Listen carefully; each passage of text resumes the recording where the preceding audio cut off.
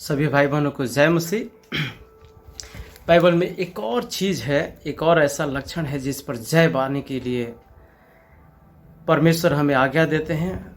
और ये आपको याकूब उसका पहला अध्याय उसका 19 और 20 पद में मिलेगा। यहाँ पे लिखा है, हे मेरे प्रिय भाइयों, यह बात तुम जान लो, हर एक मनुष्य सुनने के लिए तत्पर, बोलने में धीर और क्रोध में धीमा हो, क्योंकि मनुष्य का क्रोध परमेश्वर के धर्म का निर्वाह नहीं कर सकता है। आमीन। आप जानते हैं परमेश्वर हमें कहता है कि सुनने के लिए तत्पर रह, बोलने में धीर हो और क्रोध में उससे भी धीमा।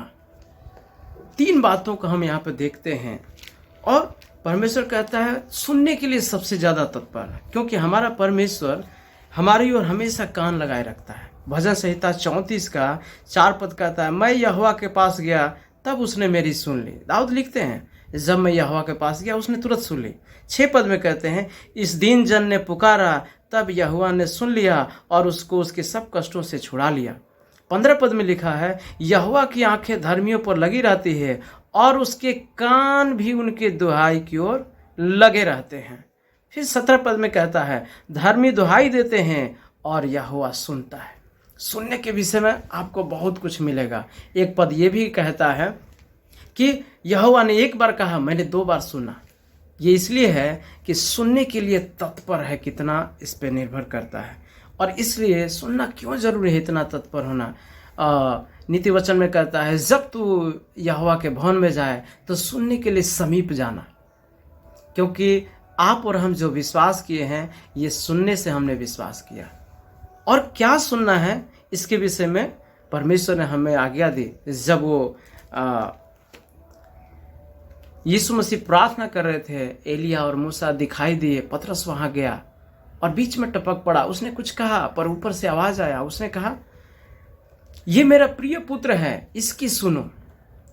हमें कितना सुनने के लिए तत्पर होना है, किसकी सुनना है, इसके विषय में हम देखते हैं, बाइबल हमें कहता है। और दूसरा वो कहता है क्रोध में धीमा रहो, क्योंकि हमारा क्रोध किसी भी धर्म की चीज़ों को पूरा नहीं कर सकता है। वो कहता है नीति वचन 14 का 17 में, जो झट क्रोध करे वह मूर्खता का काम भी करेगा। और 29 में कहता है, जो विलम्ब से क्रोध करने वाला है वह बड़ा समझ वाला है। और 15 का 18 पद में कहता है, क्रोध ही पुरुष झगड़ा मचाता है, परंतु जो विलम्ब से क्रोध करने वाला है वह मुकदमा को दबा देता है। बहुत लाभ है इसका। और बहुत जगह हमें ये बाइबल चिताती है, बोलने में बहुत धीरा रहना है, कम बोलना है। कितना भाई बहनों का अधिक बोलने के कारण घर उजड़ गया, उनका पुराना दोस्ती यारी खत्म हो गया। वो इसलिए मेल मिलाप नहीं होता है, सिर्फ उनके अधिक बोलने के कारण। कई बार आपको और मुझे पता नहीं चलता है, जब हम ठट्ठा करने वाली मंडली में बैठते हैं, जैसे भजन संहिता 1 का 1 पद कहता है, धन्य वह पुरुष जो दुष्टों की युक्ति पर नहीं चलता, न पापियों के मार्ग में खड़ा होता और ना ठट्ठा करने वालों मंडली में बैठता है। तो जब हम ऐसी मंडली में बैठते हैं, फ्लो में हमें पता नहीं चलता, हम बहुत बोल जाते हैं। मेरा ये आदत था, कई बार मुझे पता नहीं चलता था, मैं बहुत अधिक बोलता। लेकिन जब वहाँ से मैं निकलूँगा, परमेश्वर का आत्मा मेरे अंदर बात करेगा और मुझे खुद से शर्म फील होगा कि मैंने कुछ ज़्यादा वहाँ बोल दिया, और उससे आपको हल्के में आंका जाता है। परमेश्वर का वचन हमें कहता है कि कम बोल, उससे तुझे लोग ज़्यादा सुनेंगे। और कम बोलना, शांत मन क्या होता है, बुद्धि का मूल स्रोत होता है। शांत मन में बहुत ताकत होता है, शांत मन बहुत ताकतवर है, चीज़ें को याद करने में हमें मदद करती है। सो परमेश्वर ये जो 3 बातों को हमें कहता है, सच पे इस पे जय पाने की ज़रूरत है। आइए हम प्रार्थना करें कि परमेश्वर बोलने में धीरा, क्रोध में धीमा और सुनने के लिए तत्पर हमें बनाए। हमें एक अच्छा श्रोता बनने की ज़रूरत है। आजकल कोई किसी की नहीं सुनता, सब चाहते हैं लोग मेरी सुने। ऐसे समय में परमेश्वर का वचन हमें कहता है सुनने वाला बन। कई लोग बहुत हताशा निराशा में आपके पास आएंगे, अपनी चीज़ों को बताते हैं, हम बीच में सलाह देने लग जाते हैं।